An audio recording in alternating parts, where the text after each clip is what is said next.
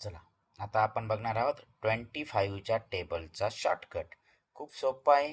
पुन्हा एकदा लिहून घ्यायचं 5 0 5 0 5 0 5 0 5 0.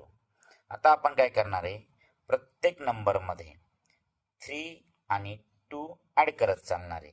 कुठे 25 वन जा 25, 2 plus 3 5, 5 plus 2 7, 7 plus 3 10, 10 plus 2 12, 12 plus 3 15, 15 plus 2 17. Alternate add करतोय आपण.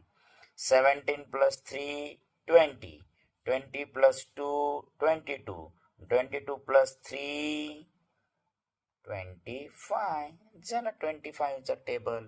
सिंपल. ओके.